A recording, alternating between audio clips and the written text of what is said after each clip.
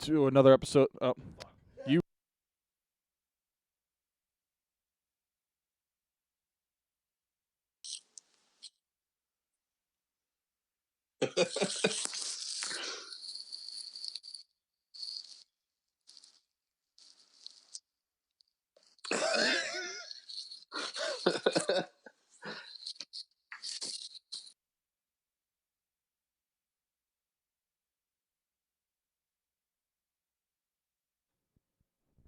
Welcome to another episode Around the 412.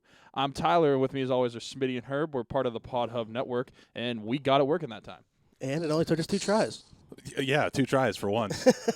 If you're on Twitch, you saw it. Yeah. Or if you watch YouTube. See, this is why you got to watch the videos. Oh, it's recorded too. It's going to be on YouTube. I do not care. This is why you got to watch the videos. Was just last week we said that people had to watch the videos because of the dancing? Yeah. Yeah, we Yeah. were playing Big Time Rush to open up. Yeah. Yeah, so this is another one. we You should give it to definitely you watch the raw and uncut. 2 weeks in a row, Amateur Hour podcast. We give it to you raw. Yeah. Okay, I never gotta- say that again. I gotta. video. TOS. Anyway, we are Around the 4 and 2, part of the Pod Hub Network. We are also sponsored by Keats Barbershop, an old-fashioned barbershop located at 180 Brighton Avenue in Rochester, PA.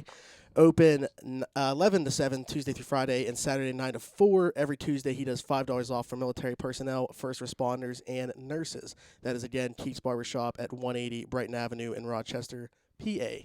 Today we have a special guest with us. Last year, right around the trade deadline, it was shortly after, we had Jeff from Penn's Blog on with us. Well, we decided to do that again because it was so great last time. Our friend Sarge said that was like his favorite episode of all time. So Not the one he was on? Nope, no, the one he was on. The one he was on sucked. So I mean, you could pick out what's he been on here like 4 or 5 times. So, Yeah. but anyway, Jeff from Penn's Blog is here. Jeff, what's going on? What's up, guys? So we want to say first off that sports suck, A lot. fans suck, A lot. and that's about it. So. Currently it sucks. Where did it going? No. We got a lot to talk about. We kind of want to go over all the trade deadline acquisitions, not just for the Penguins, but around the NHL.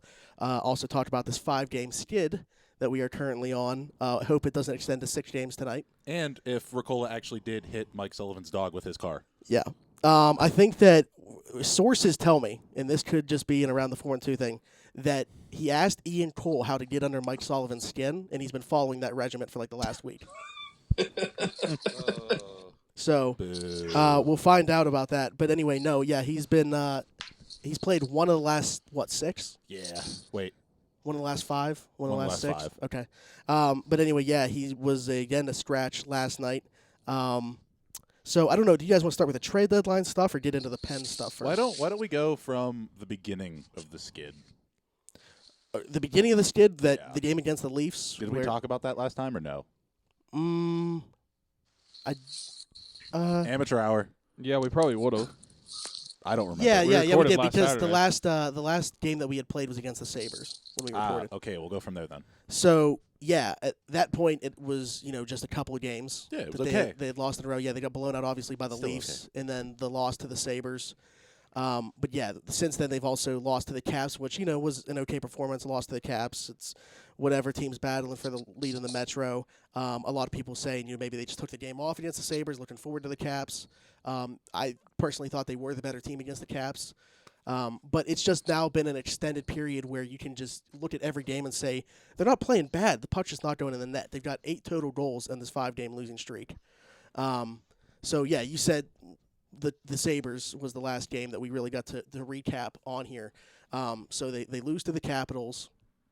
They've also lost to the Kings, and now the Ducks last night to extend this losing streak to 5 games. I mean, you and I have been talking about it since I haven't been on Twitter. I have been so frustrated. Yeah, Herb leaving Twitter just means that he's texting me more, so I don't know what's worse. But yeah, I'm trying to think of like the conversations that we've had. Obviously, like the big thing that we've been talking about, at least last night, was Trotman. Like, why is this guy playing over Juuso Riikola? So Jeff, let's just start right there. What is your take on why Juuso Riikola is in the box right now? Yeah, I mean, it's tough to answer because obviously Mike Sullivan's not really giving up a lot of information on that. One of the reporters yesterday pressed him on that, and he got a little bit short with them, just saying that they take all these decisions seriously, and and they want to put the players out there that are going to give them the best chance to win. It's tough too, because you look at Trotman and the way that he's playing, and he's playing on his offside. It's not working, and I think last night especially was kind of a microcosm of his season thus far in the limited time that he's seen with the Penguins, where there's not really a whole lot he can do with 2 pucks going in off of him and beating Murray there, but at the same time it's it's frustrating to see that happen, even if it is kind of a shitty bounce. It's frustrating to see that happen when you know that someone that's largely performed pretty damn well for this team, aside from a couple anecdotal incidents where he does get kind of burned, or he makes a little bit of a poor decision, sitting up in the press box while these bad bounces seem to magnetize themselves towards Trotman there. Yeah, and as you mentioned, the thing for me is, you talk about Trotman playing on his offside. We have pretty much seen the Penguins stick to the righty-lefty thing, and now they're breaking that trend for Zach Trotman to play over Juuso Riikola. It's odd to me. I'm trying to figure out a reason. I got to give credit to that reporter for pressing Mike Sullivan on that, knowing that he wasn't going to get an answer. But I mean, credit to them for trying to find one, because it's an odd situation that really no one has an answer to, and probably won't have an answer to. And I mean, even having Trotman plays offside, even when Riikola played his, or not Riikola, Ruhwedel, when he played his offside, he was so much worse. Yeah. And they said, hey, let's put him back on the right side. Yeah. So I have no idea what is happening.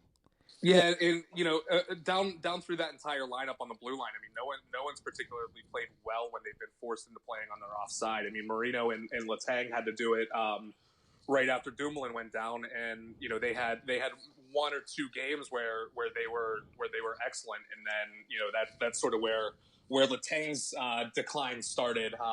It certainly has sort of accelerated playing with the defenseman that I'm not going to talk about. We'll just call him Cancer. We'll call him Cancer.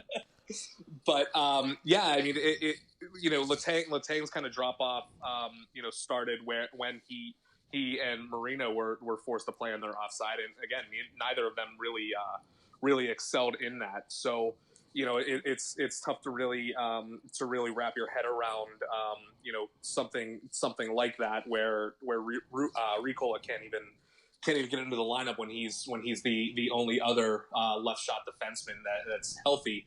But again, we only see what we see in the games. The one thing that really stands out to me with Riikola was that one goal against Toronto where he kind of got caught puck watching, and they sprung. It was the Kapanen goal where Kapanen just went in on the breakaway, kind of cheated up ice, and Riikola just wasn't paying attention. Now, is that enough to take someone out of the lineup? Objectively, I don't think so. But at the same time, we don't really know what's going on the ice at practice, or kind of what's going on in the locker room. So there might be something else at play that's keeping him out of the lineup. But from his in-game performances, it's tough to really wrap your head around. At this point, I'm just kind of hoping he actually is kind of hurt, just because that gives it a good reason. Yeah, we were talking about it. You thought he was sick or something, I think. Yeah. The first game that he was scratched for Trotman, it was against the Sabres, and I'm just like, I mean, are they looking at the Sabres, like watching film and thinking, stylistically it makes sense? I don't know. I mean, when it was a one-game thing, it was like, okay, maybe it's like the way that the Sabres play. Yeah. But now, we're looking at a few games in a row now. A week. Yeah, which, like I said, Riikola did play the one, which would have been against the Kings. No one looked great that game. And that's what I was going to get to, talking about the blue line, is like, who really on the blue line is playing well over this stretch of games? You talked about the way that Chris Letang's fallen off, the guy that you don't want to mention. I actually wanted to ask you, Jeff, because I think it's you that put it out, Justin Schultz's play since like the beginning of 2018. It's been garbage. Yeah. And Pedersen hasn't been that great recently. The game against Washington, I mean, you can put 2 goals pretty much solely on him. So I don't know what's going on with the blue line right now. I think it's more about the pairings than it is like the injuries finally players. caught up. And yeah, the injuries finally caught up. I think that's exactly it too. But yeah, I mean, so as far as the blue line goes, it's kind of like my curse. Like I write these deep dives, and then all of a sudden the player starts playing well again. But Schultz, I think over the last couple of games, he's been trending up in the right direction. I thought he and Pedersen, especially last night, were probably the two best defensemen on the ice. Letang's obviously shown glimpses of brilliance, and then glimpses of sort of the stuff that gets chronicled. So, but I think as far as Letang goes, obviously getting Brian Dumoulin back is going to be huge for him. But I think right now, he's just trying to do a little bit too much. And we've seen that in the past with him when he's playing with a defense partner that he's not particularly comfortable with.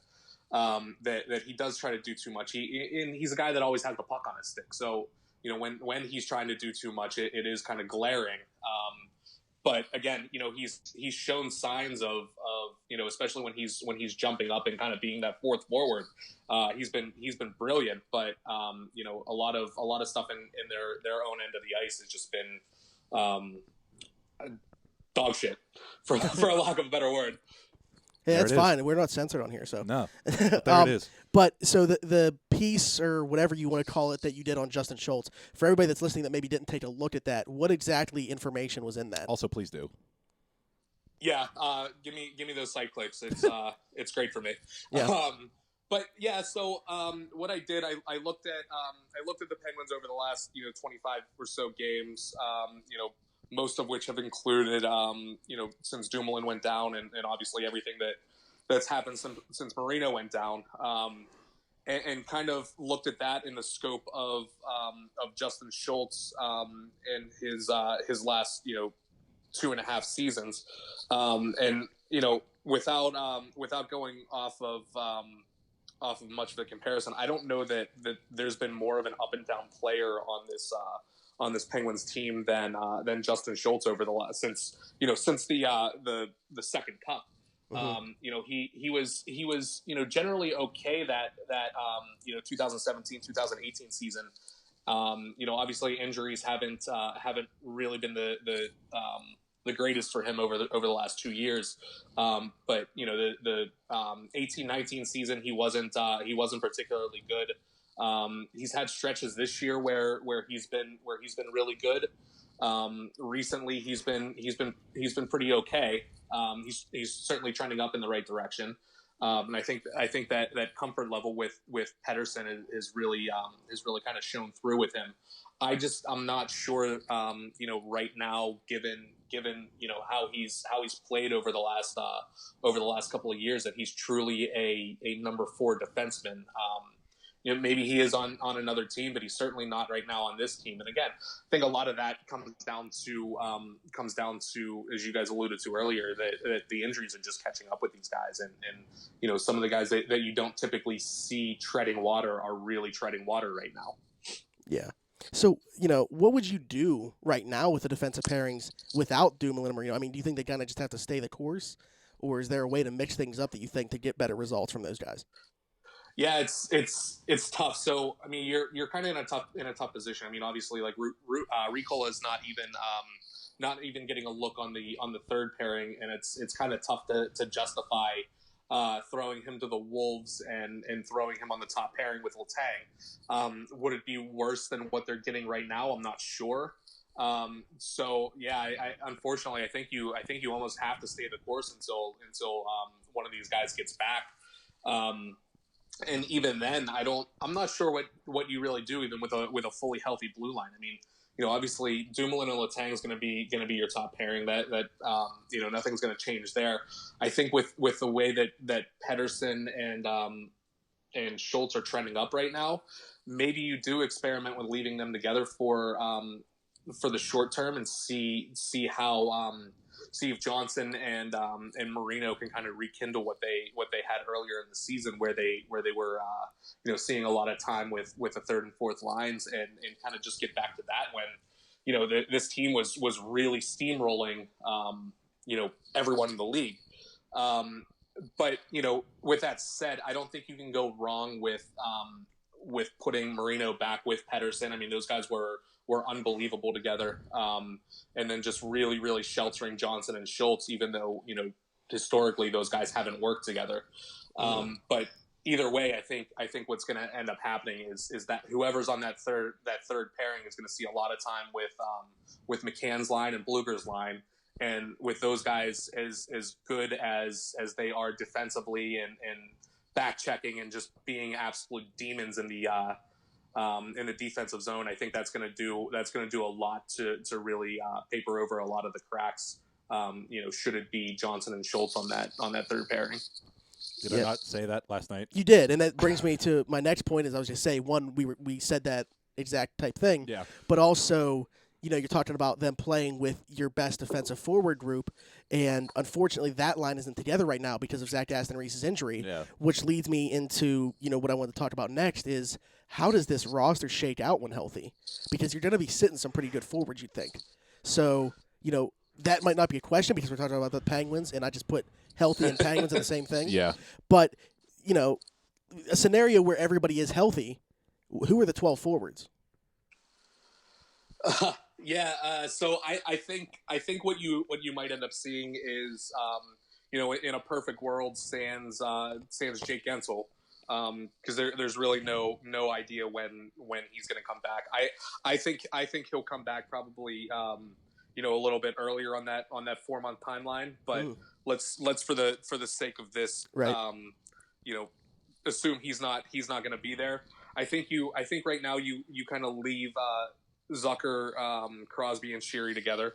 I think Sheary's just been an unbelievable pickup. You just see it with his speed on that line. I mean, they've been really good going forward. I think again once Dumoulin gets back, that pairing is going to see a lot of time with that first line almost exclusively. So that'll get those guys going. I'm not really worried about those guys. I don't think you're going to really see much movement on Malkin's line. I think he's finding a lot of success. I mean, obviously he's found a lot of success with Brian Rust this year. And I think Hornquist does enough as far as going to the dirty areas and really digging pucks out for those guys to kind of do what they need to do. I think you leave that alone. I would imagine, something along the lines of Simone, McCann, and maybe Bukestad playing on that third line, and then the Bluger line kind of getting back together, and you probably see. I would guess that you probably see Rodriguez and Marleau as the first two out, and then obviously you have those guys there where. They're going to be chomping at the bit to get back into the lineup if that's the case. But either way, with all the depth that Rutherford added, it's just going to breed more and more competition to the point that these guys won't even be able to take a single second off in practice, let alone a shift off in a game.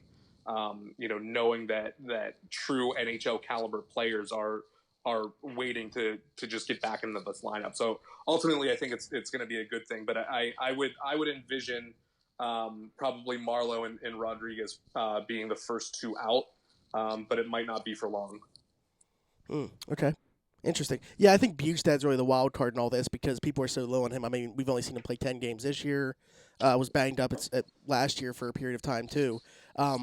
But, I mean, we've talked about how, I always use this comparison, the tallest midget, but that line with Bukestad, Simone, and Hornquist in the playoffs last year and towards the end of the regular season, going into the playoffs, was very good last year. I think that he's kind of a wild card, and I still have hope that he can help this team out. But it's going to be interesting to see, if he can gain Sullivan's trust enough to get into the lineup when you look at the forward depth that they've acquired. So and at that point too, I mean, there's no real rushing him to get back either, because you kind of know what you're going to get out of him, but you also added in all of these players at the deadline that kind of make it a little bit easier to live without Nick Bukestad, at least for the next however long he's out. Right, and then.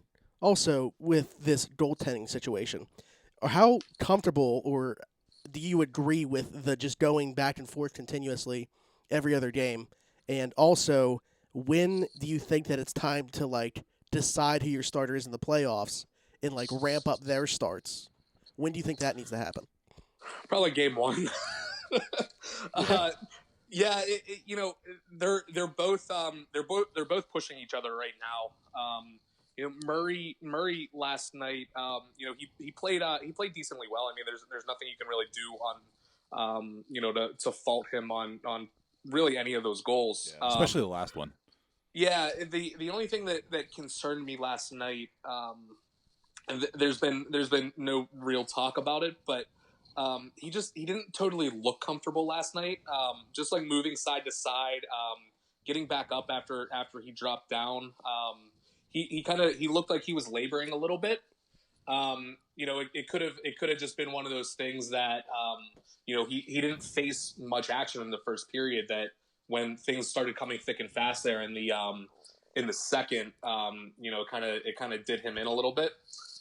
And again, these guys are pretty explosive in everything that they do. That when you're just sitting around not doing much, and then you're really called to action, can do a little bit of damage to your muscles there. But again, if nothing's really come out today, I don't think it's really anything to even think too much about. But yeah, I think as far as the rotation goes, I think it's just one of those things. You play both of them, and just see which one grabs his team by the balls and just runs with it. Thick and fast and grabbing by the balls. Okay, Twitch is coming in hot. But yeah, and then it shouldn't really be all that different than 2016 or 2017 when they really didn't make that decision. I think. Whichever year it was that both Murray and Fleury were hurt there for that first game. 15-16. Mr. Zatkoff. Yeah. Yeah. So you told me Casey DeSmith is going to start game one? Let's do it. He you know what, he might, but he'd be an upgrade over Jeff Zatkoff. Oh, by far. I was at that game. That was a very fun game. Mr. Game 1. You've been at a lot of games. That's factual. I have not gotten one invite to a playoff game. Hate to see it. Anyway, I tell people if they want to come with me, they have to tell me. I told you. I don't invite people. I told you. If no one else is going, invite me because I've never been to a playoff game. Damn it. Then tell me see, you that's want the to thing. go. If no one else is going, someone's always going to be going. Well, it's that's not fair. like I'm too nice to be like, hey. But okay. You have like 18,000 other people that you can ask too. Yeah, literally. That's true. So do you think that there's any chance at all that they don't choose like a set goaltender? They just continue with a rotation in the playoffs? I'd say yes.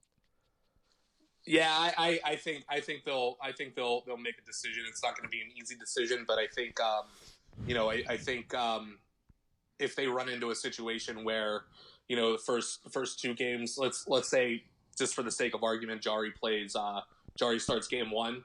I think if he has a rough outing in both of those first two games, then they go back to Murray. And just kind of figure it out from there. I mean, it worked in 2017 when they yanked Fleury in the Ottawa series.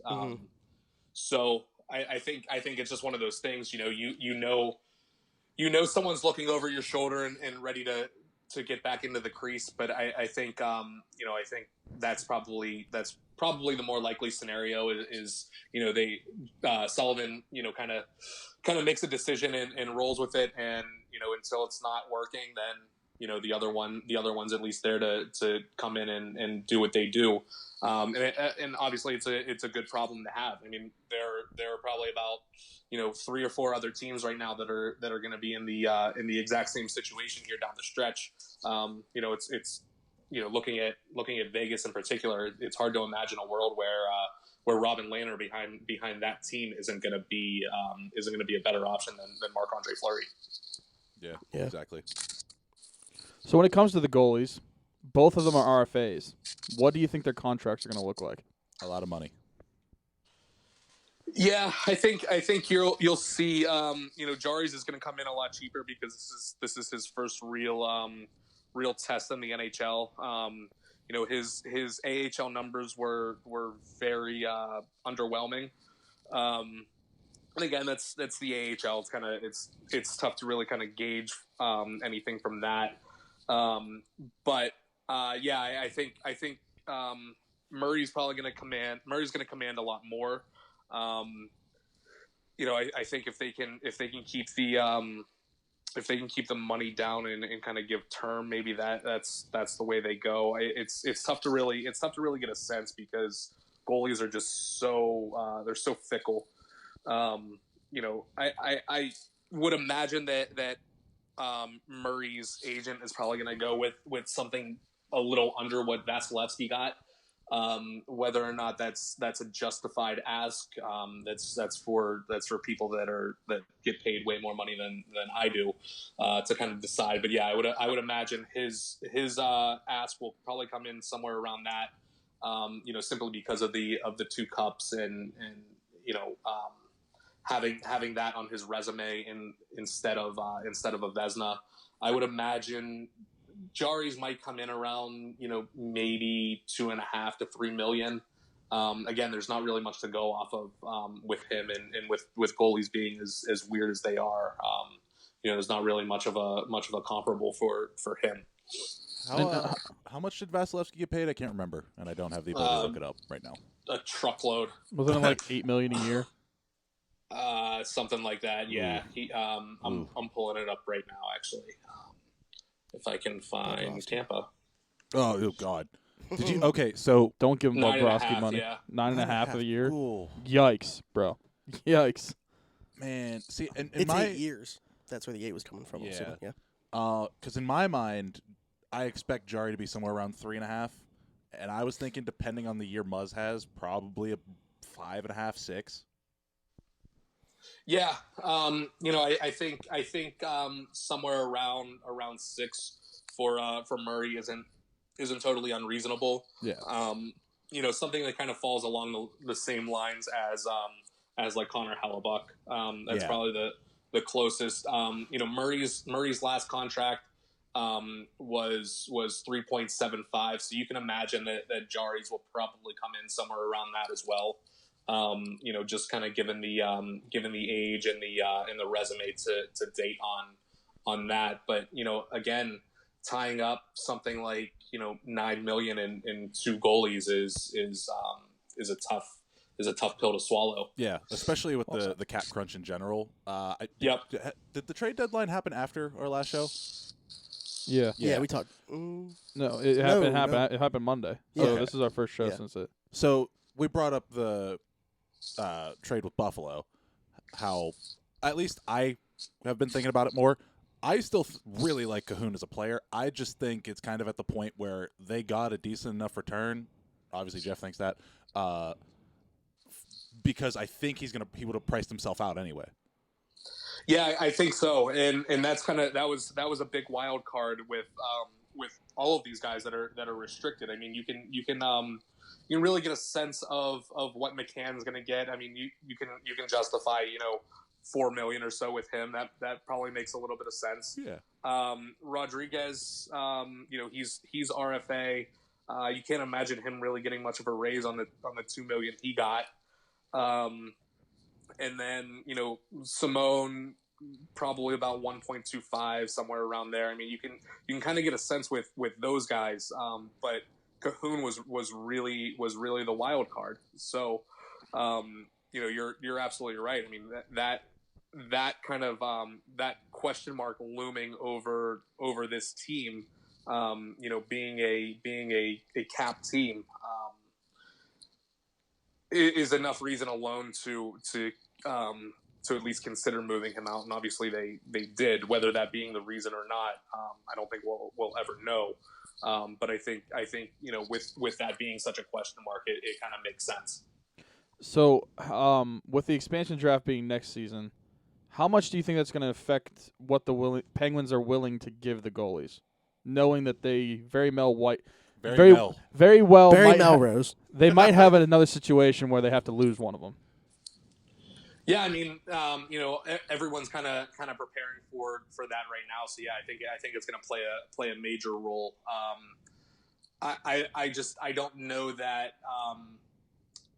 it's a top priority to consider that, but it certainly has to go into the equation when you're trying to figure out how much to give these guys, and who you're going to expose, who you're going to try to pay Seattle to either take or not take. It certainly has to play a little bit of a role in that, but yeah. Now, in a metaphorical world where Murray asks for way too much that the Penguins can pay for, do you think they're willing to take the picks on him and let him go? I think it probably all depends on Jari's growth.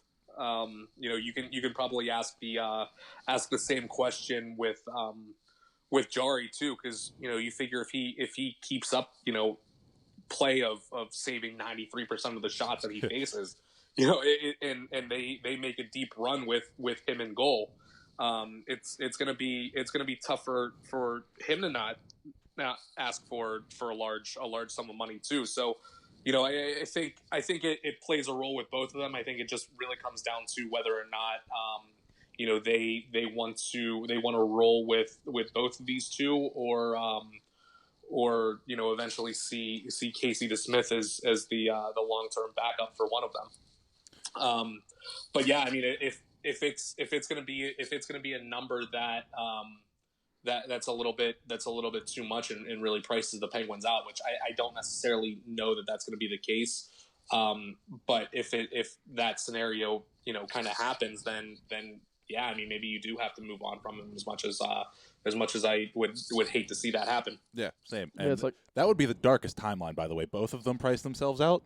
well, I'm thinking. I was gonna say, like, what if there's a scenario where it's like the Pens win the cup this year, Jari's the goalie, Jari wins the Vezina. and he's like, sure, like he has one more cup than me, but recency Where's bias. my Sergei I just, Bobrovsky money? well, he's like, recency bias. I just won you a cup, Yeah. so I don't know. Speaking of money for goalies, did you guys see what the Panthers management came out and said? We're stupid. No, they said they're cutting about $10 million in payroll for next season, which just so happens to be the amount of money Sergei Bobrovsky makes.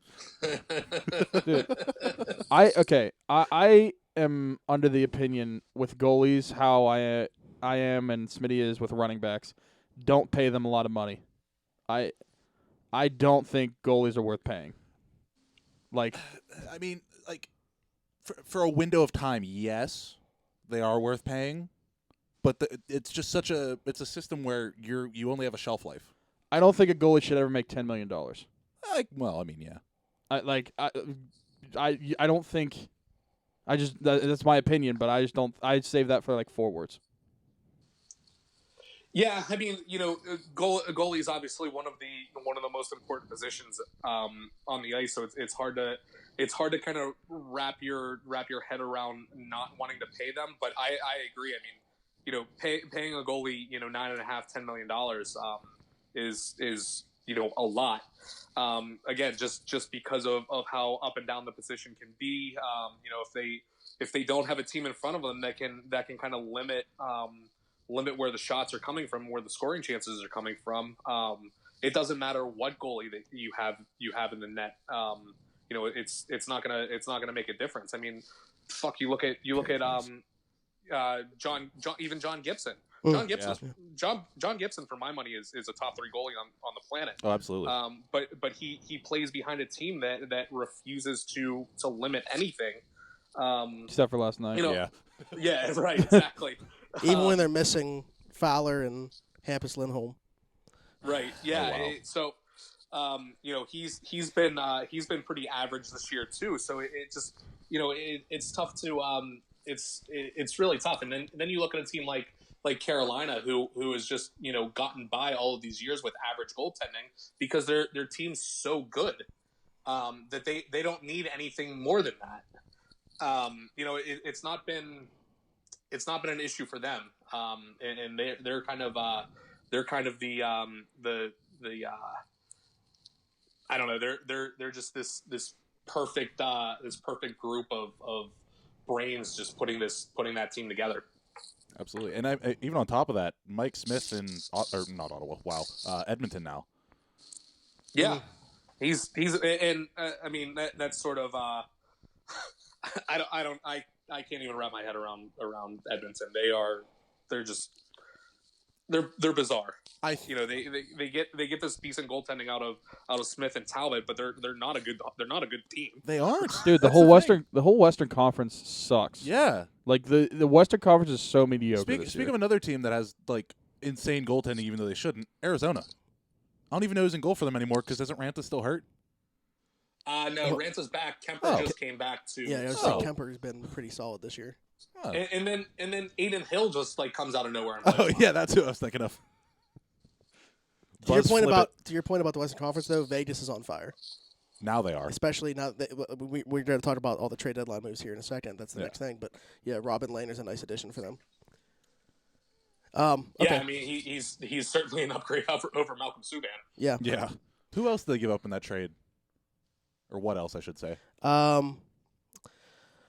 feel like it was a first round forward Martins. Oh God, what is that last name? English. They got a D and a Z next to each other. So Zierkals. What'd you say, Jeff?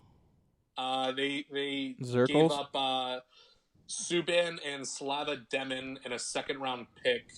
And Vegas got that guy came Martins, with Zirkles, yeah, and a fifth round pick.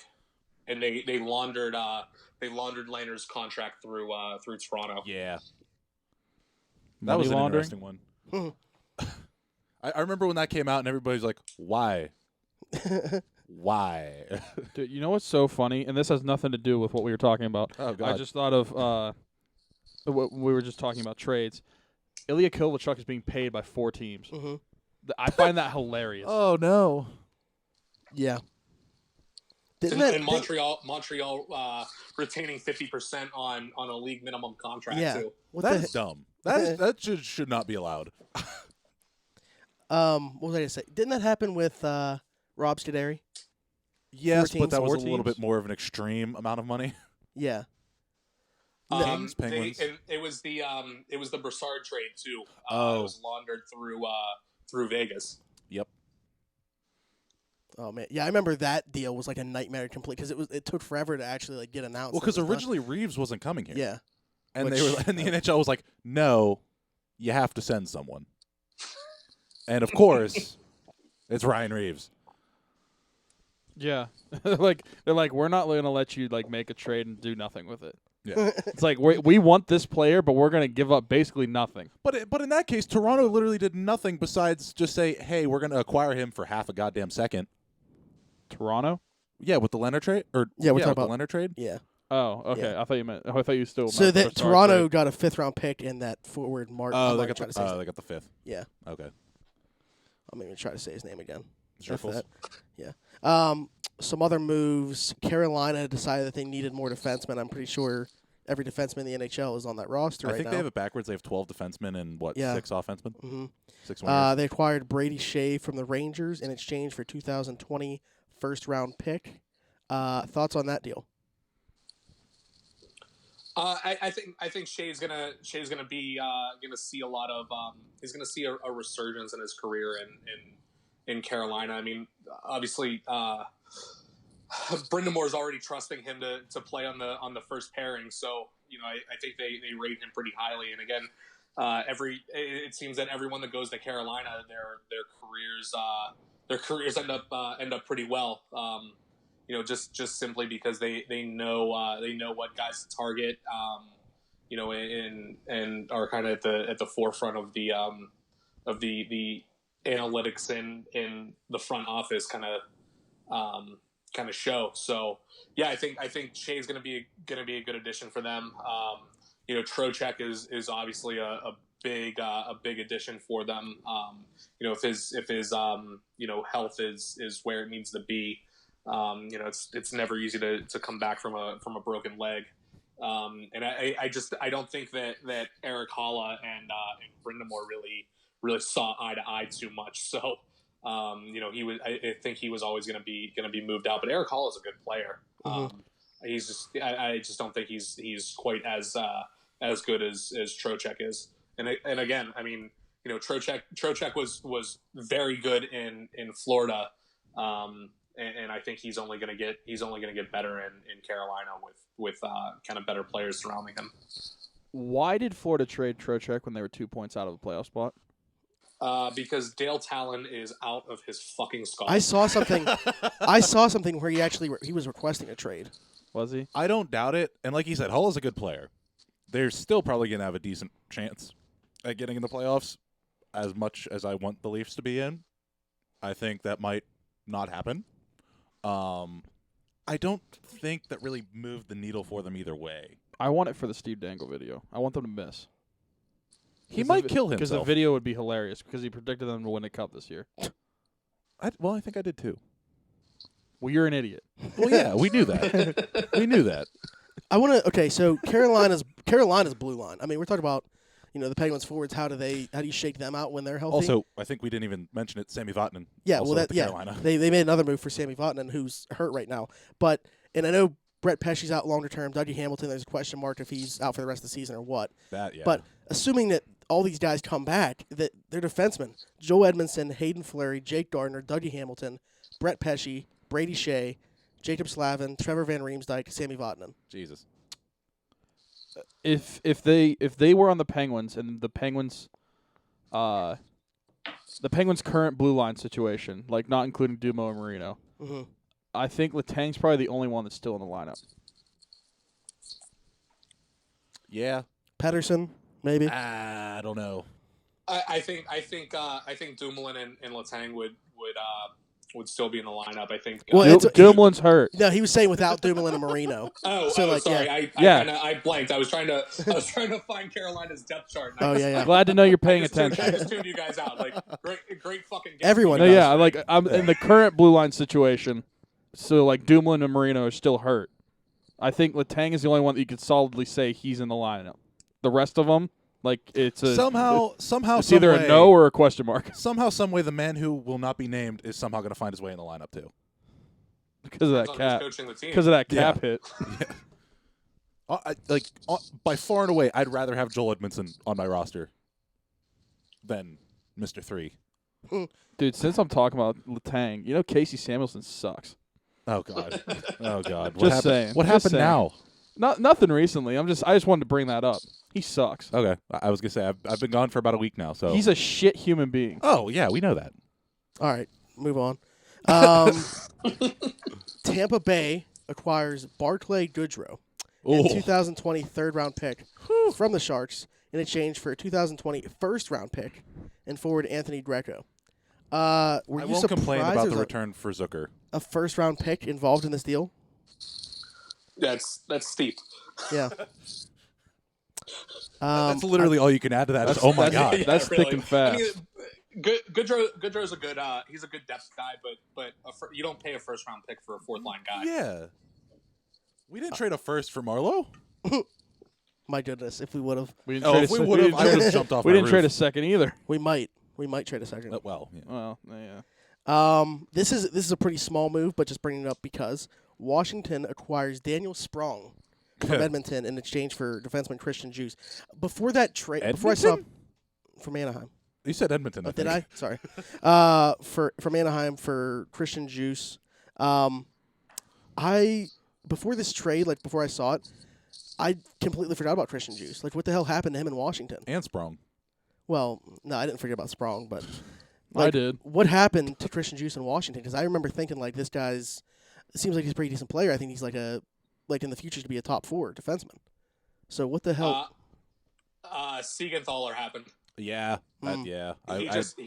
His development just blew Juices out of the water and he blew him out of the juice. So I think that's part of it. Obviously they're paying Nick Jensen and Michael Kempney. Jensen really hasn't worked out all that much this year.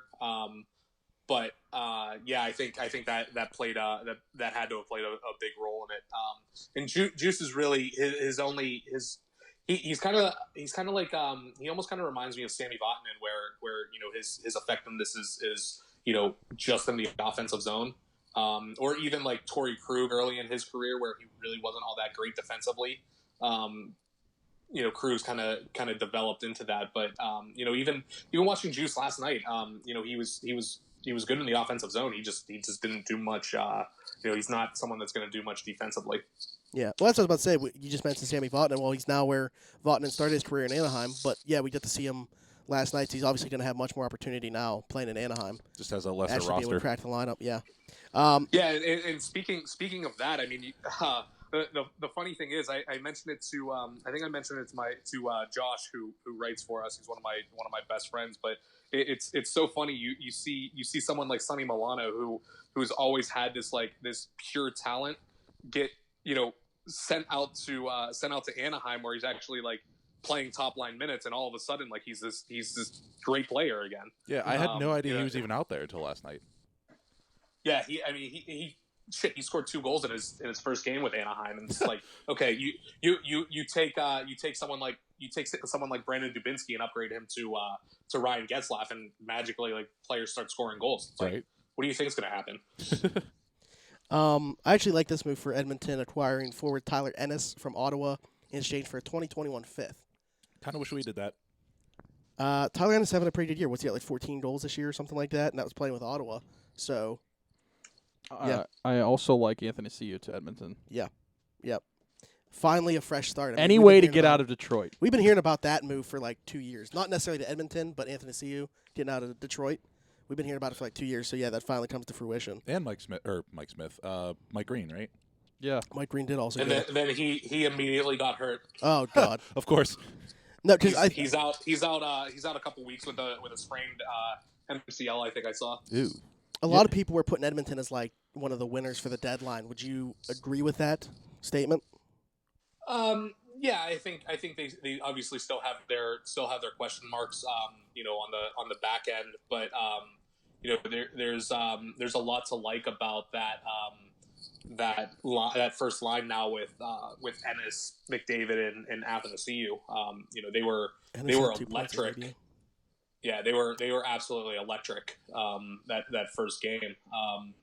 It's tough to they're missing Clefbaum for at least another week or two.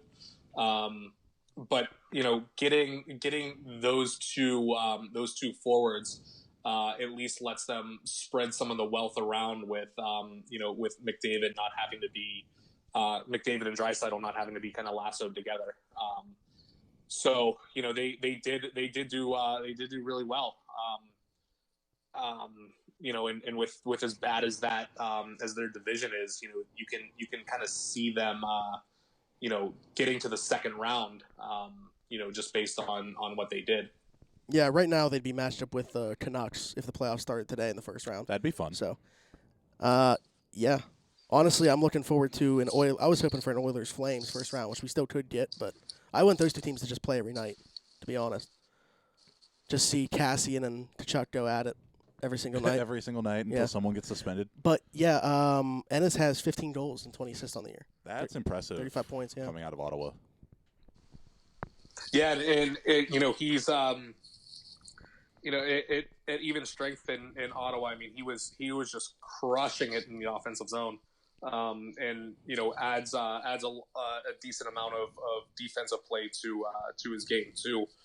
He's always kind of been one of those players that kind of flew under the radar. He had a couple good years in Buffalo and then kind of tailed off. But it's nice to see a player like that kind of get that little bit of a resurgence in his career. Even last year in Toronto, he wasn't too bad. Yeah. Okay, so you just mentioned Buffalo. They made a couple moves. Obviously, the one with Pittsburgh acquiring Dominic Cahoon for Tona Sherry and Evan Rodriguez. I like Dominic Cahoon. We kind of already touched on this, but you would have thought this guy scored 30 goals last year based off the fact that they moved him, and then you see the timeline going crazy about moving him. It's kind of like whenever Kessel was traded. People were pissed. Yeah, I mean, but Dominic Cahoon wasn't Phil Kessel. No, that's my point. He was better this Oh, year. I thought you were trying to say it was Twitter was the same way. No, my point is that people are acting like he's Phil Kessel. Yeah. Okay. Gotcha. Whenever he was traded, but he wasn't. They were acting like he was Kalen Addison too. Yeah. Oh my goodness. Hey, we take full responsibility for that trade, by the way. Yeah. Yeah. But yeah, back to this. I think Cahoon's a very good player. That move I can somewhat understand from Buffalo's side. I mean, you're getting an RFA and Dominic Cahoon, which they can, unlike the Penguins, probably re-sign. Probably. And unloading a UFA and Connor Sherry, who probably was going to be back, and Evan Rodriguez, who had already requested a trade a couple months prior.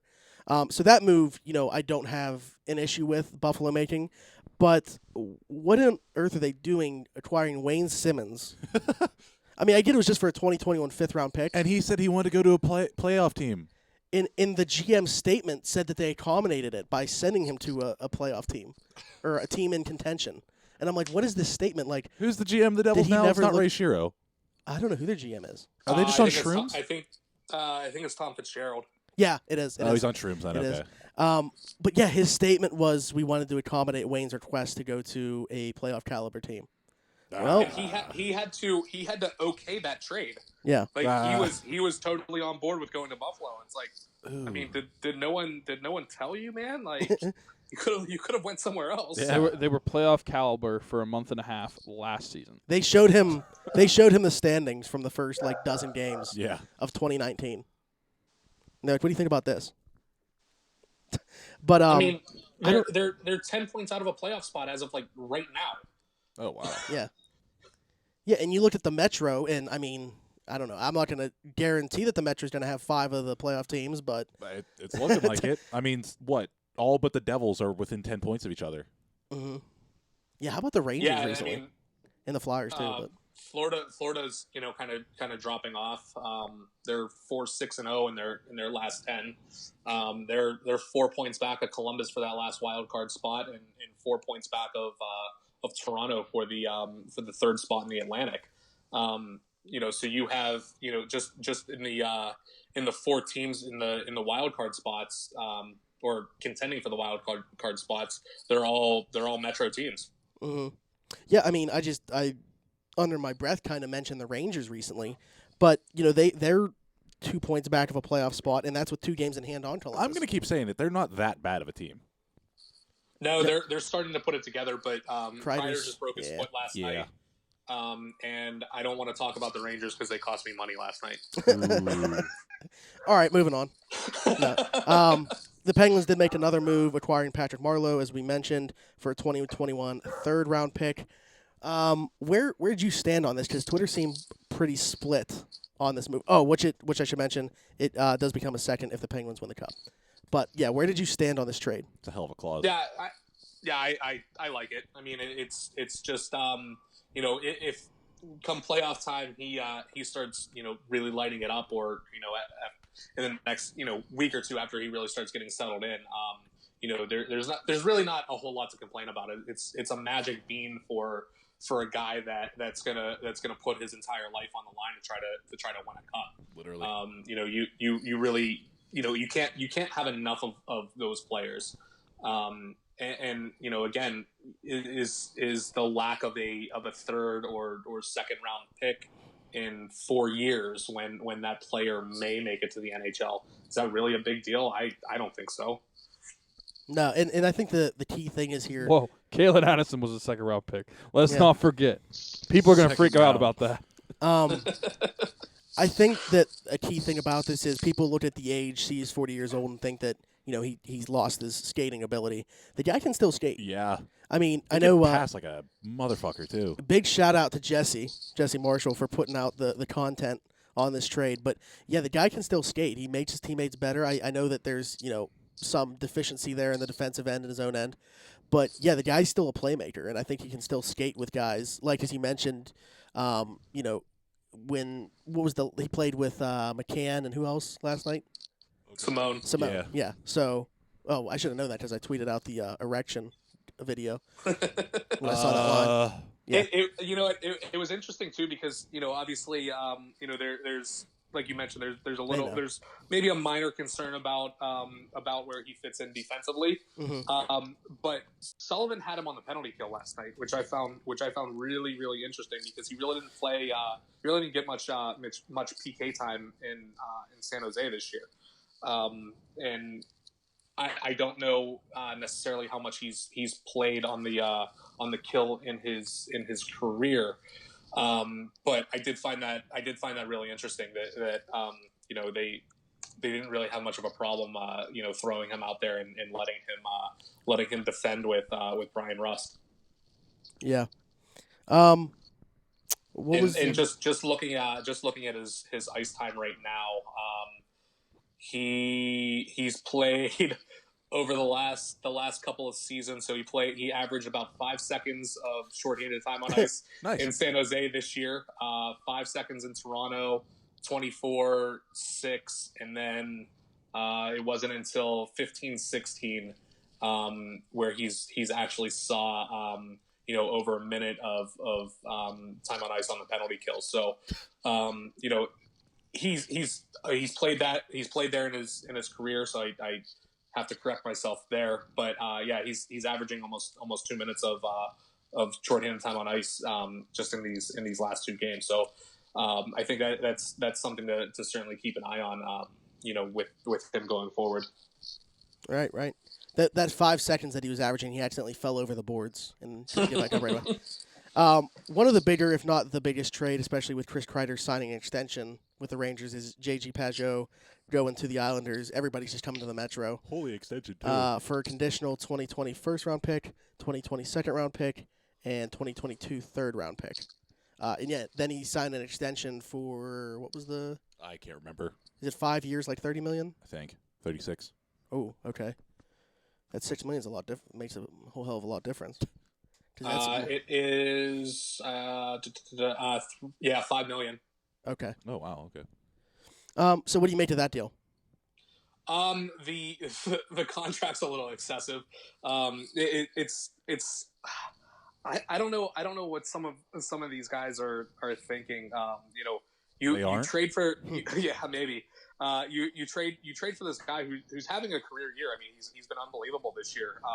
But this season has been a large step up for him. Given his previous years, right? So that alone kind of gives me a little bit of a cause for concern. He's still one of the premier two-way centers in the game.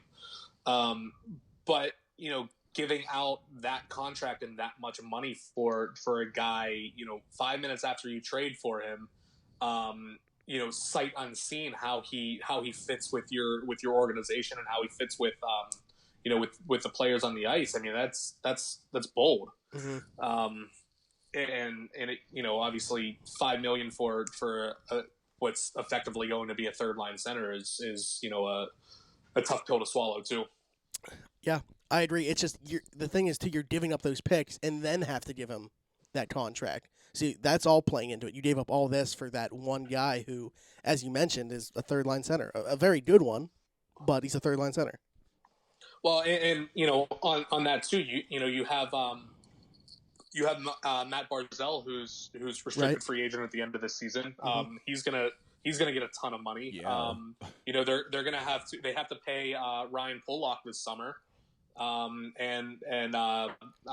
Devin, or however he pronounces his name, it's Devin Taves. Yeah, I don't care how he pronounces his name. They have to pay him too. So they have 2.5 coming off the books in Matt Martin. They have 1.2 coming off in Derek Brassard, but they really don't have. They're absolutely going to re-sign Martin. He's a Lou Lamoriello guy through and through. Lou literally went to Toronto, signed him, traded him to the Islanders because he knew he was going back.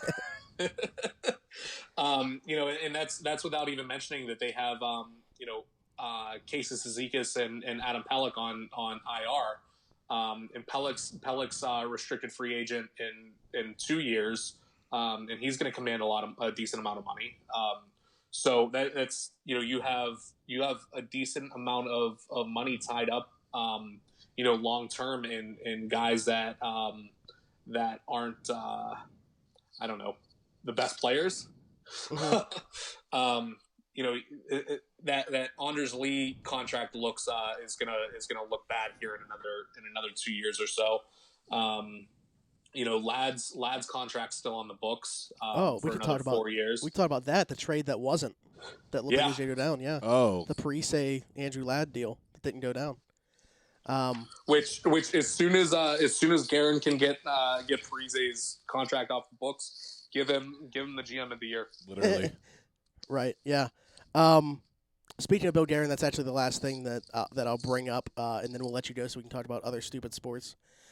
Even more stupid. We sports. already have talked about the trade for Jason Zucker because that happened before the deadline. We've had a show since, but obviously you weren't on. So if you want to say your piece now on the Jason Zucker deal, go ahead. I love it. I obviously I would have preferred that it happened in the summer when it was supposed to, so that he could have had that full training camp to get acclimated with everyone. I really like that trade. Getting out from getting Galchenyuk off of this roster was always going to be a positive. I mean, obviously there's no disrespect to him. The whatever he was doing off the ice, just working his ass off, just didn't translate into on ice performance, and that shit happens sometimes. But so I really like it. You really probably aren't going to see Caitlin Addison in the NHL for another probably 3-4 years. And why hold onto a player like that's is by most accounts been trending down a little bit the last year or two.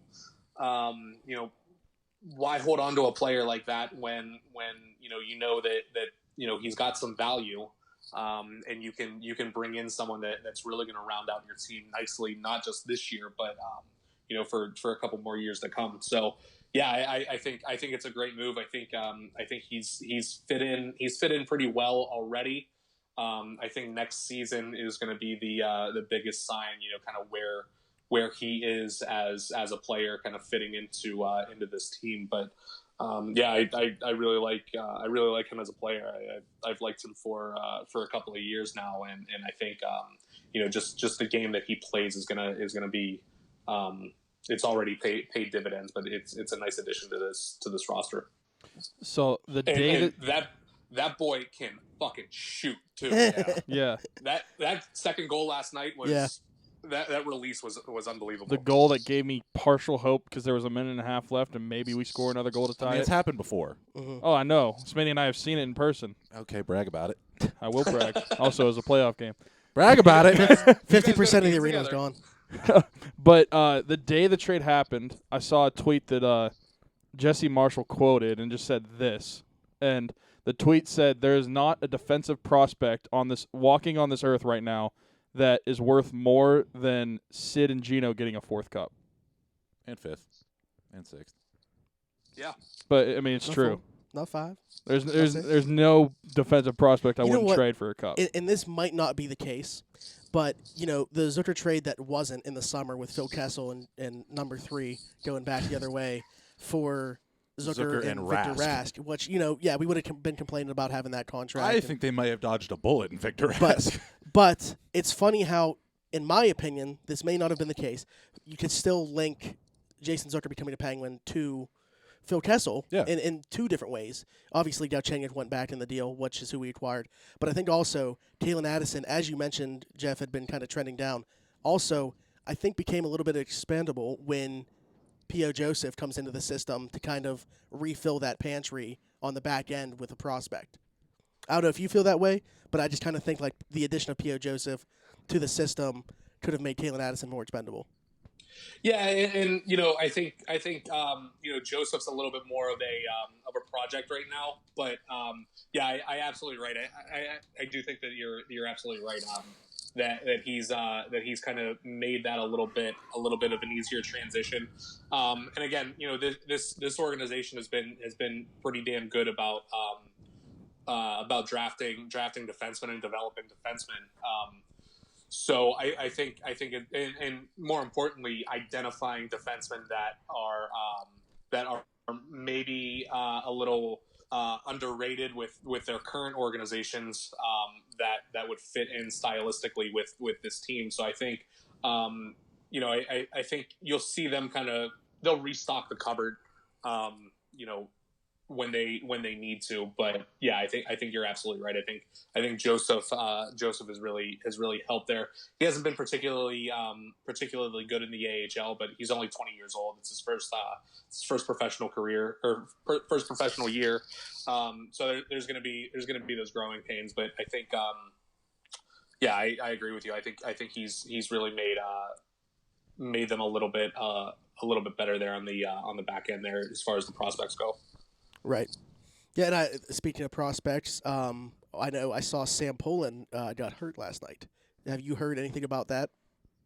I think I saw Taylor Haas with the one of the DKs. Yeah.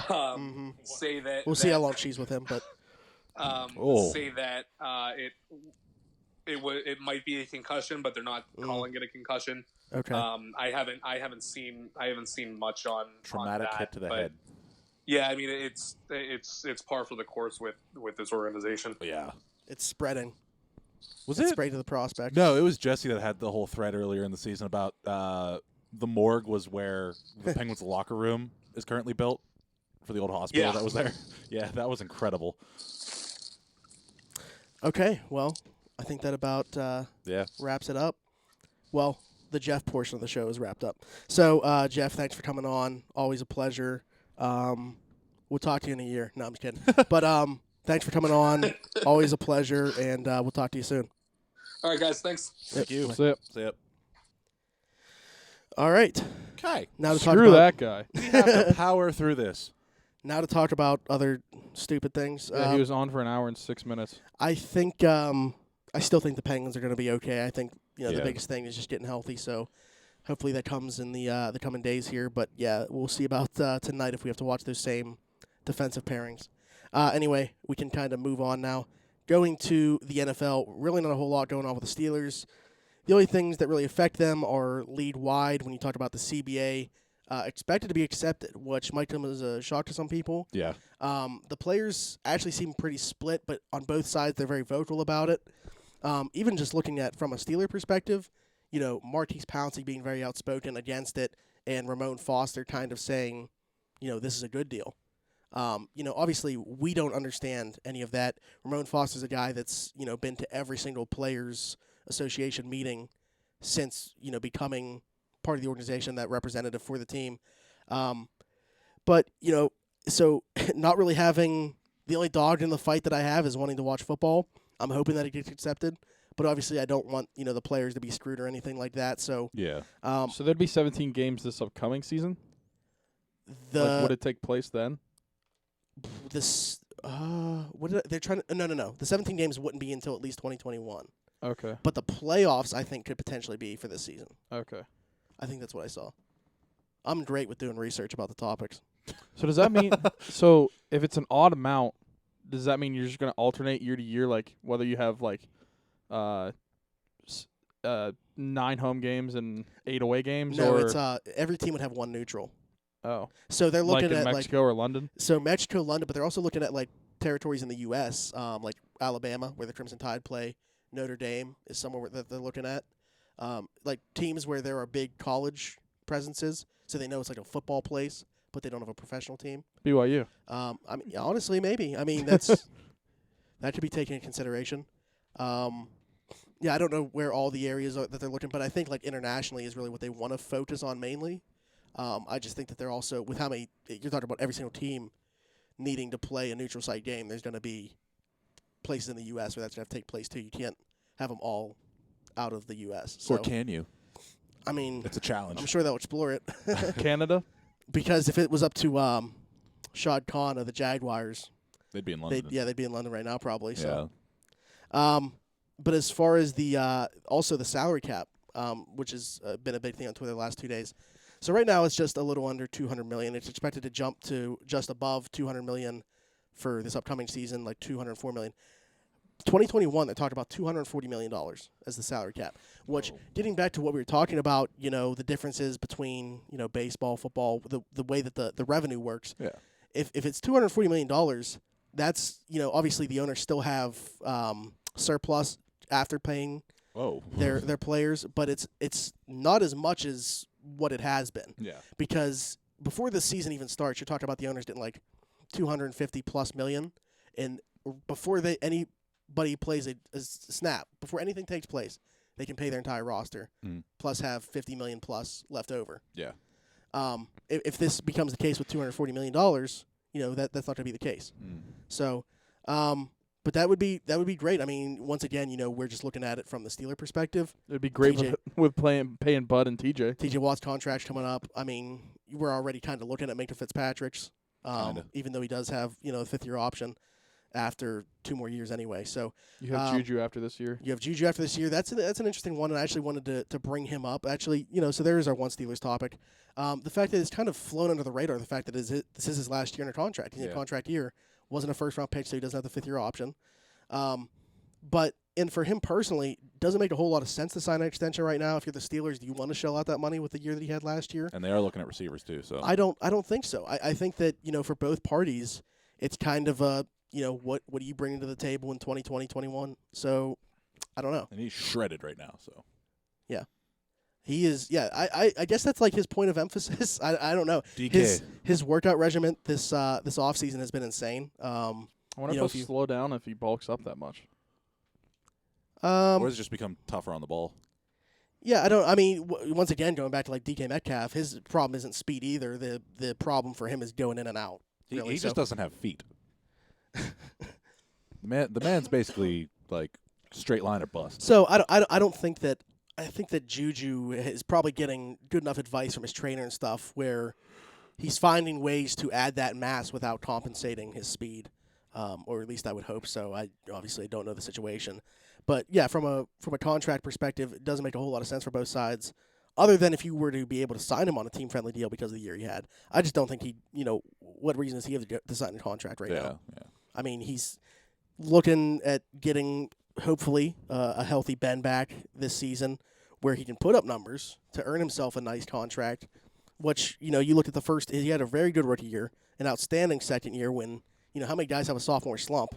And that was his best year so far. Yeah. And then the third year loses his starting quarterback in week 2, and I think you could argue that Ben's elbow went in week 1. I don't think that he came into the season healthy. No. I think that we saw it, get worse, and then it finally, whatever happened in there happened. But I think that went back before they played a snap in the regular season. Yeah. There's a guy I work with that is okay with Juju's not on the team like after next season. See, honestly, I'm a fan of the logo, obviously, more than the player. Like, if he has another bad year or whatever and he's asking for way too much money than what they're going to pay him, okay. I get it. But I feel like this guy, I think he wants to be a Steeler. And I don't think that there's, many guys that actually like an organization that much to be loyal to it. I know that, I'm sure that the media he hears it. There's no doubt in my mind he hears it. With as big of a presence as he is on social media, he knows how media members feel about him. But at the same time, I think that he has a good head on his shoulders. I think that he's able to separate that and realize those aren't, he's showing up for the 65,000 plus people that are rooting for him every Sunday, Monday, Thursday, whenever their game might be. So I think he loves the team, loves the fans. I think he wants to be here. But at the same time, he deserves to get paid what he can get paid. It's a business.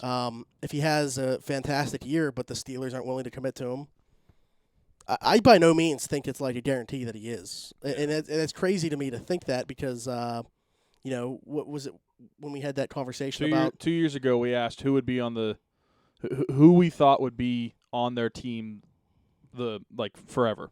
Yeah. And we said Juju, Gensel, or Josh Bell. Yeah, and we And rolled out Josh Bell immediately. Yeah, But- Josh Bell was definitely the lowest, Yeah. and then we put Gensel and then Juju top. Mm-hmm.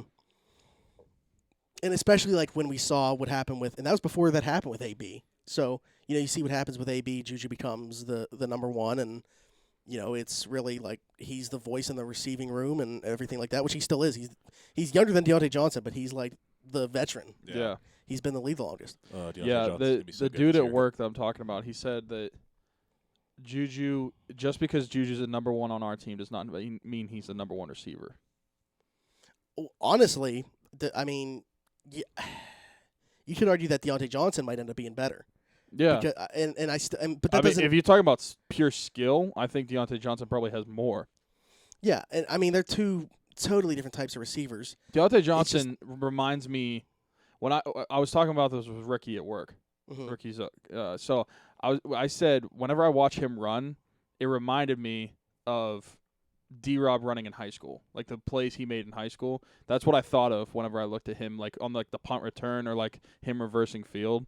Like that's the type of athlete I was thinking of, and I say that because it's relevant to you and Ricky. Yeah, right.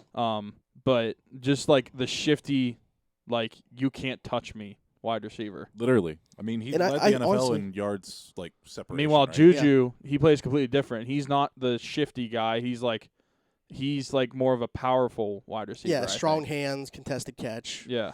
But yeah, I think the thing is, I'm not into like comps at all because I think that they're all stupid. Like you never see a comparison made for a guy that's an average player. Mhm. They're always going to be these high ceiling guys that are fantastic players. But I think one of the better comps that I've heard is Stephon Diggs for Deontay Johnson. Yeah. I think that they're very similar, and it's funny because Stephon Diggs has said that he sees a lot of himself in Deontay Johnson. Kind of picked up on it right away. Before, like this is going back to the preseason. Yeah. Stephon Diggs was kind of talking about how good of a route runner Deontay How Johnson tall is was. Diggs compared to Johnson? Like how tall is Johnson? He's like 5'10", 5'11". What's weird is he looks longer when he takes very long strides He's also very lanky. for however. Yeah, so I don't. I mean, I could probably find it pretty quickly here. I thought he was 6'1". I don't know why. For some reason, I just think a lot of people are short. He's 5'10". He's 5'10", 183. But his wingspan's probably like, I don't know, 68 inches, something like that. No idea. And 68. It better be taller than 68's shorter than him.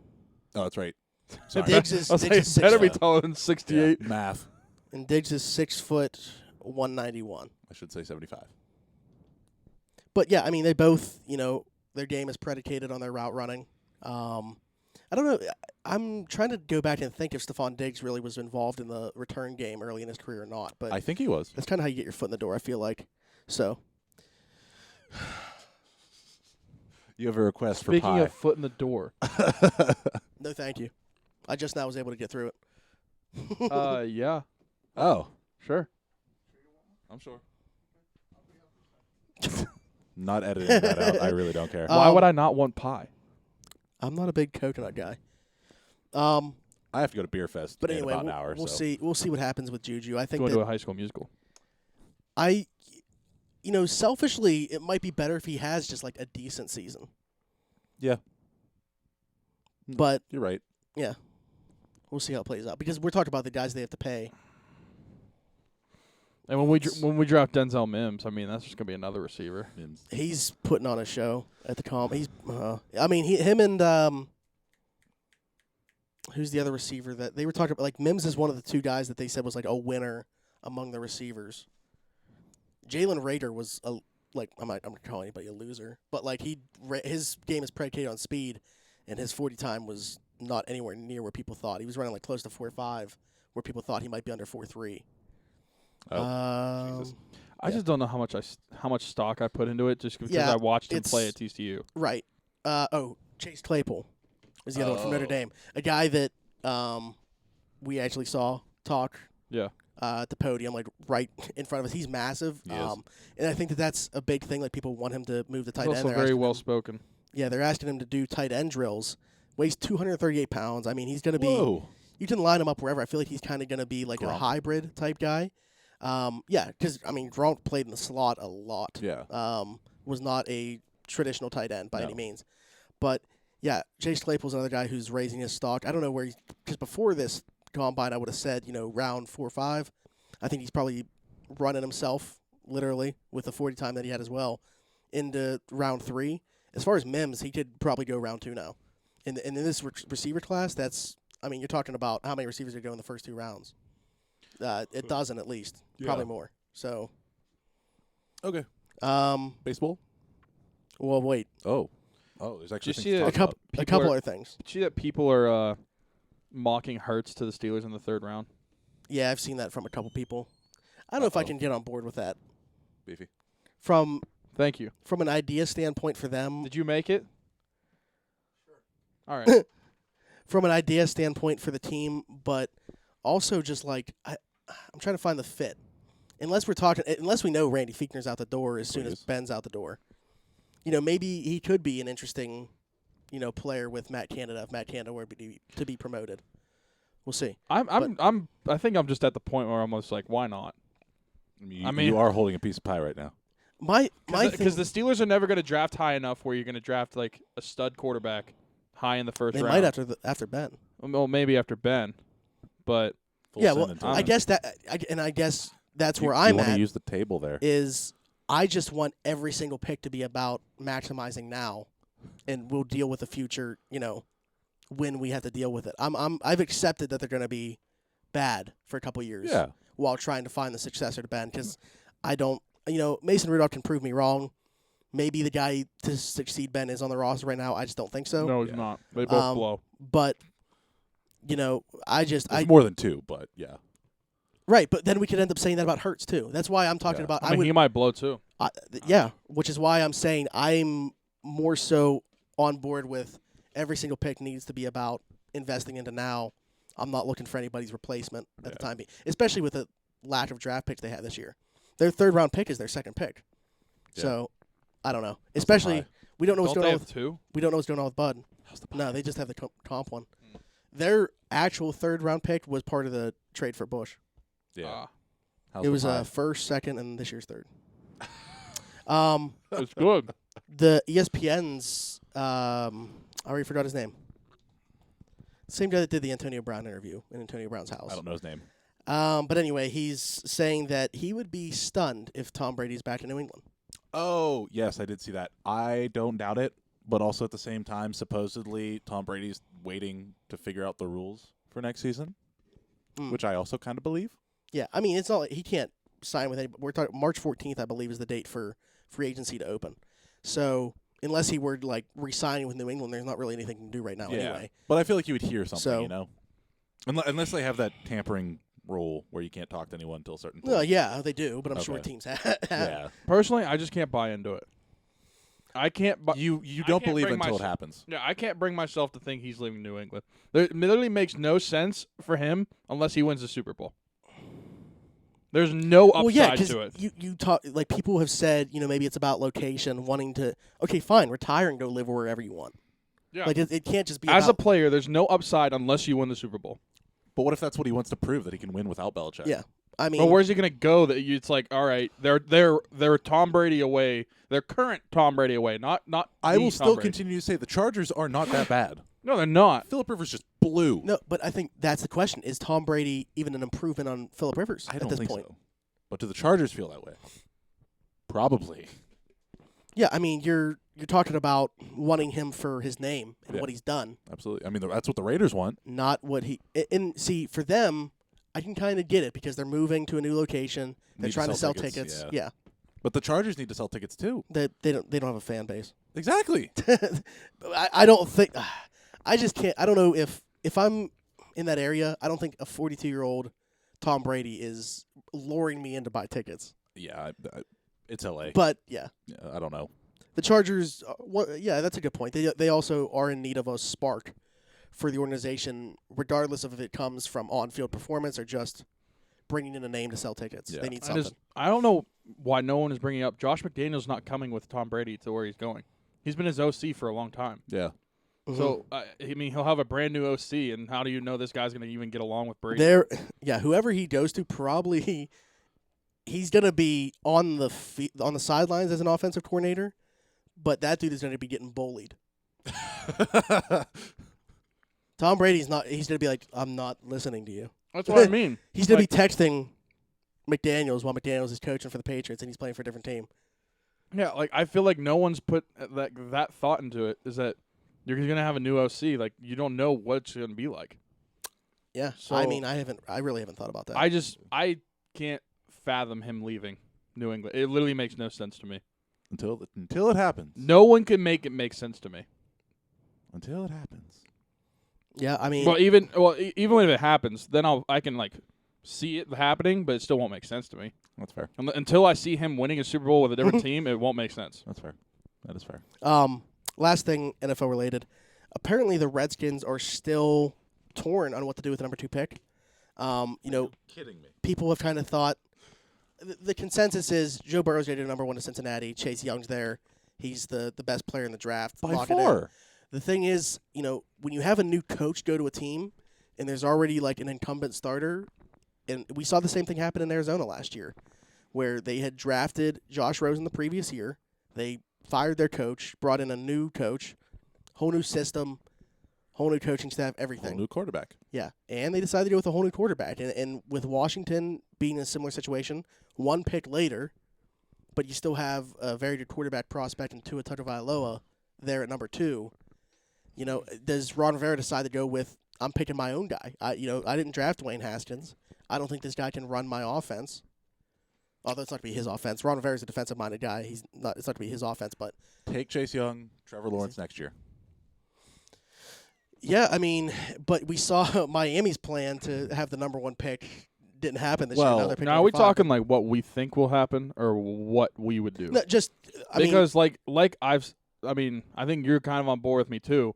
If I'm the first pick, I'm still taking Chase Young over Joe Burrow. But I mean, I'm not the first and I'm not the second either. So mhm. it makes more sense to me to take this player is going to be good and everybody knows it. So, and especially for Tua, you don't know what he's going to be like with his hip. Mm-hmm. Yeah, So- he has a he's hoping to get fully cleared on March 8th. Yeah, And then like he has the pro day. apparently he's making good progress, and Yeah. that's great for him. I hope he gets fully healthy, but like you still have no idea what it's going to be like until he puts pads on, and plays in a game. Yeah. And I don't want to completely relate it back to last year because I said that I thought Kyler Murray was perfect for Cliff Kingsbury's offense, and that I definitely can get on board with him going number 1 because that's the team picking. Otherwise, like Nick Bosa, we felt like was the best player, so he falls to number 2 and was the best player out of the rookies last year. And I think that Chase Young's in the exact same situation where you have a quarterback going number 1 just because he plays a way more important position. But then you have number 2, which should be the best player available. But, we're talking, is there another quarterback that's worth taking? Because the quarterback's the most important position. If they feel like Tua's the guy and they're not sold on Dwayne Haskins, I mean, you need a quarterback before you need anything else. So I guess I can understand it, especially because we just saw it last year. But yeah, as you said, I would take Chase Young number 1, and just let's suck again this year and get Trevor Lawrence. But at the same time, it's harder for Cincinnati to do that, I feel like, than Washington because of the season that Cincinnati just had with a new head coach and everything like that. To do that for 2 years in a row, to go 1-15, and then essentially have to say, hey, we got to go 1-15 again to get Trevor Lawrence. Or worse. Yeah. Well, what's Miami doing? What's Miami doing? I don't know. Miami's sitting there hoping that. No, I'm saying they sucked this year and the year before that. Yeah. I mean, they didn't even completely And they're sticking with their head coach. I think they have the right head coach, and I think they have a good head coach. Yeah. But it's like they knew they have to suck. But they also didn't suck that much Mm-hmm. in the whole the They end of won the season. 5 games, and they had a lot of games where they were within one Really, possession. yeah, too. really close. Yeah. They Like other than Week 1 against Baltimore. They were up Arguably. 14-0 on the Steelers. Yeah. arguably That's whenever after the first quarter, they're like, Fitzpatrick, you gotta chill out. Like we're trying to tank here. arguably, if you're the Dolphins, why don't you just keep Fitzpatrick around and then probably try and build around him this season? Like, not necessarily going after Tua. I would keep Fitzpatrick around and have Tua sit under him. That's fair. The issue is Tua getting to 5. But I mean, Miami Well, does I'm have. saying if they drafted him, Yeah. no matter what, if they take a quarterback, I'm having him sit under Ryan yeah, Fitzpatrick. yeah. I agree with that. But I just think that if Tua's their guy, I don't think that they can sit at 5 now with all this buzz going around. Yeah. Which is going to be like teams like if Detroit's comfortable with Matthew Stafford, which I think they should be, at least for one more season, they're in a prime spot to trade back to somebody, Yeah. unless Washington jumps on Tua. But then Detroit just lucked into Chase Young at 3. Yeah. So Matt Patricia's losing his mind over that. yeah, and that's probably the coach going into the season with on the biggest hot seat. Oh yeah, absolutely. And him and the GM are kind of tied together. They've been there the same amount of time. They're kind of on the hot seat together. So Hasn't been very long either. no, this would be year 3. Yeah. Yeah. Did you see what Isaiah Simmons said whenever he asked what position he plays? He said defense. Yeah. He's a stud too. I mean, safety, free safety.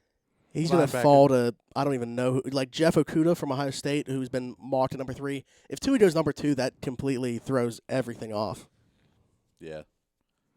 Do you think Because- there's a chance that? Oh, actually, no, never mind. The Lions. I was gonna say, do you think there's a chance that the Lions would take Okuda over Young? Yeah, well, that's what I was going to say, is And- because you have Darius Slay, who's a free agent after this year, and their contract talks are going nowhere. Yeah. They need a corner, regardless of if he's there. Who's or it really for? If he's not the Giants. Giants. Yeah, I was reading an article today about, like, is Chase Young going to play for the Giants? Because of this smoke now with the Washington actually used, I don't know if you guys saw, like, how they have cut down the formal meetings from 60 to 45. Oh yeah. They used one of those formal meetings on Tua. The Redskins did. So, So that would, and if Okuda went 3rd, Young went 4th. If the Dolphins wanted a quarterback, you got to think they would take Herbert. Hey. yeah.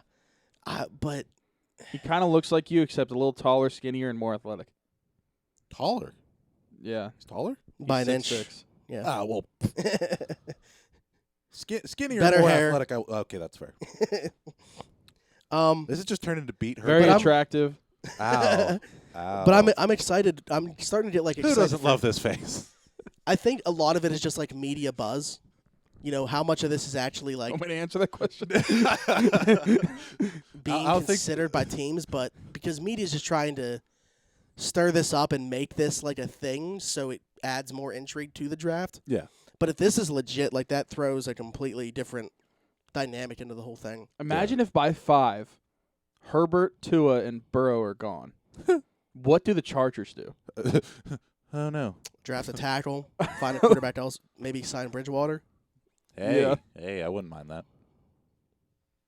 I mean, if the Brady leaves the Patriots, just Bridgewater going there. Because who are they going to The- play? Yeah. Will Greer? Who knows? We'll see.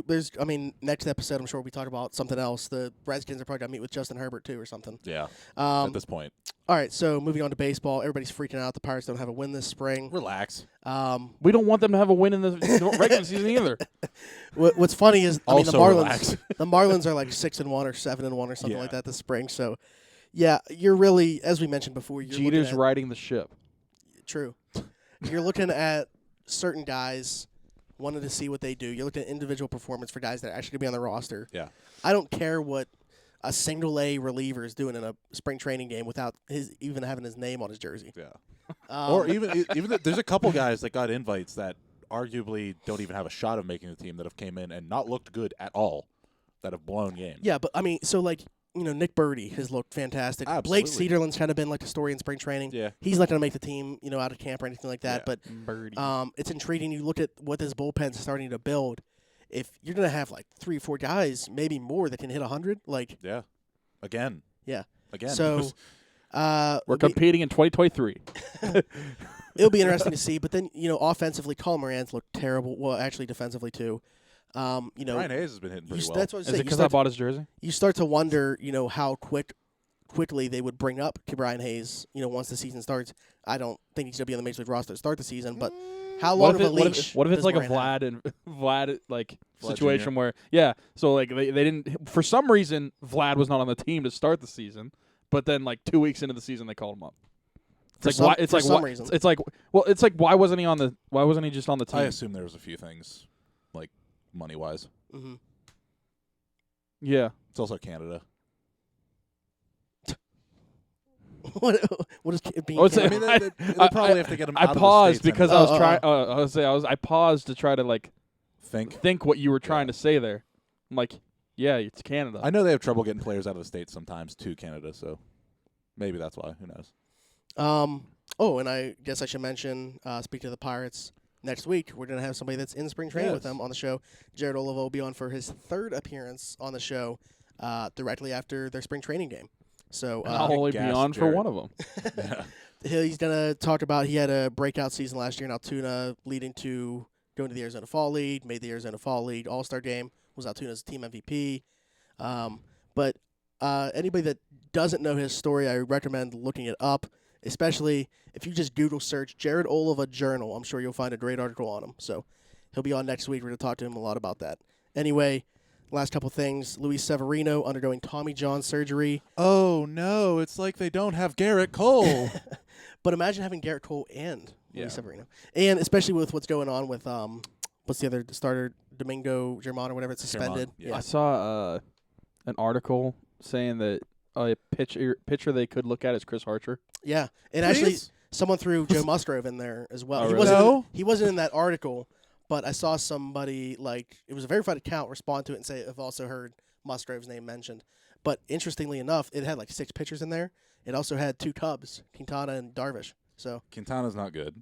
Darvish is arguably not but good. he throws with anymore. his left hand. Oh yeah, forgot about that. Remember when Quintana was supposed to come to Pittsburgh? It almost Josh happened. Bell. Josh Bell was mentioned in that. Why would the White Sox be asking for Josh Bell when you have Jose Abreu? They asked for Bell and Glasnow. Mhm. Well, that Glasnow's understandable, No, but but they asked for both of them. I know together. I know. Point still stands. You have Jose Abreu. They're basically the same player. Come on now. DH. Come or on or now. one of them is a trade asset in a different deal. Just get They've had a solid DH for the past like 4 years now. Miggy? Speaking of people that throw with their Wait, never mind. Chicago? For some reason, my mind went to Detroit, and I'm like, your mind should never go to Detroit. Well, we did. yeah. When we went to Detroit, we saw a 10-0 Again. loss. It should never go there again. Got spanked. Speaking of people that throw with their left hand, how about Madison Bumgarner competing in rodeos Oh. with a fake name? That is not a good look. If he Mason didn't have a Saunders? contract. Well, and that's the thing. I mean, I get why he was doing it because of You he was in remember the story Bly told us, right? About Michael Ryan. He used No. to he used to fight. yes, okay, yeah. Okay. Anyway. Yeah. No, but with Bumgarner, he had that ATV accident that Yeah. kept him out a lot of time, and Now, were was it actually an ATV accident or? people were very critical of that happening. Yeah. Because he missed time, from his actual Job. career because of something, and that's a fine line because guys shouldn't sacrifice everything, their hobbies Yeah. to do this. But I mean, this tells me this guy knows he was doing something that he shouldn't be. Yeah. Um, Isn't that the most Madison Bumgarner he thing was though? he was scrutinized for something before, and he was trying to essentially do, like you said, maybe it wasn't even an ATV the first time. Yeah. Who knows? But last thing, I just thought it was kind of a cool story. I don't know if you guys saw that Scott Boras hired an intern. Oh yeah. Yeah, so it was the daughter of the baseball coach that passed away with Kobe. Yep. Apparently, like, the last call that Kobe made was to Rob Pelinka, who was his agent, also worked in the Lakers front office, and he was trying to get in contact to get her name's job. Alexis, an internship Yeah. with an agency. Sure enough, Scott Boras. Like, All people. talk about, like, there's Scott Boras in baseball, Drew Rosenhaus in football. I don't know who the guys are in the NHL or NBA. Yeah. But, like, those are the names. And to get he signed, like, over $1 billion worth of contracts this offseason. Yeah. So she's going to obviously Learn from the best. learn from the best and hope everything goes well there. I can't imagine being in her position. So best of luck to her and everything that she does. But that pretty much wraps up this show, unless you guys have anything else to add. I got nothing. I'm just ready to go drink some beer. I'm good.